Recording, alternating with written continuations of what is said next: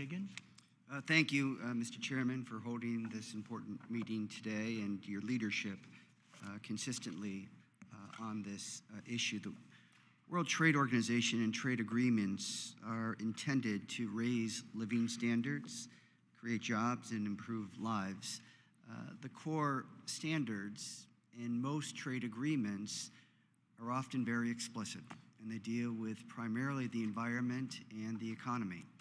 However, the enforcement of those core standards is often lacking. And you see it in the U.S., Mexico-Canadian agreement, and many others. And when you look at combining the resources, North America alone, that's about 500 million people. It's a lot of leverage. And the United States is the most advanced economy in the world, a $25 trillion economy, 70% of which is consumption.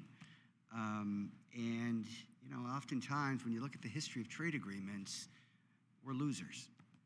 And, you know, 40 years ago when, you know, China was competing with the United States, it was about T-shirts and tennis shoes and toys. Now it's about all of the complex manufacturing that the United States is engaged with. So just on the issue of enforcement mechanism, Mr. Houseman, can you speak of the importance of the enforcement mechanisms in these trade agreements and how they can be used for both environmental commitments explicit in the core standards of these trade agreements? Thank you, Congressman Higgins. For the steelworkers, look, we're the most active union in trade enforcement.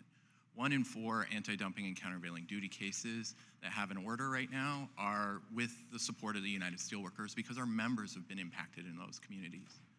And that includes like the multiple cases that we've brought forward on passenger vehicle light truck duty tires, including in your district, the Sumitomo plant, where we have about 1,000 USW members, and they've benefited from these strong enforcement provisions. It keeps people working. We've seen that company invest domestically into the facility there. And this is why we want strong enforcement. And this is why we also have concerns, for example, on the general systems preference. Right now, that tires aren't part of the import sensitive list. Steel is. The import sensitive list would not allow, for example, there's a 4% tariff that is permitted under the GSP to be lowered. And that impacts about 50,000 domestic workers. And when you look at these anti-dumping and countervailing duty cases that we've supported, after the initial case against China, we saw over $3 billion of domestic investment from foreign transplants across the United States, plus at our facilities. So these sorts of enforcement provisions, both are traditional trade enforcement and in trade agreements, are super important. You indicated in your opening testimony that you were a product of the Trade Adjustment Assistance Program. Again, a core standard in trade agreements, particularly when the United States is involved, but there's very little money actually behind the concept of trade adjustment assistance. The United States lost 53,000 manufacturing businesses in the past 20 years, representing about 6 million workers. And these individuals were supposed to be retrained, so that they could find employment that was commensurate with the employment that they had before the trade agreement. And if you look at all the statistics, particularly in the Midwest, you find that these individuals, that promise was not kept.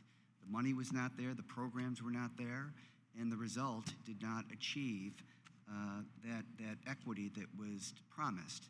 And not only does that exact financial cost on people in their lives, it's morally wrong as well. So do you want to talk a little bit about that? Sure, thank you.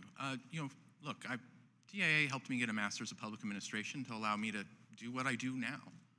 And it's been a very beneficial program. I've had the opportunity to help certify over 12,000 workers into the program.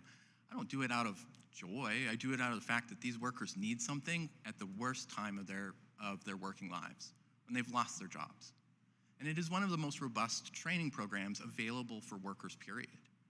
And so that's why we're super supportive of that program and why we think it's a useful model when we start talking about this energy transition and it is something that's gonna be out there.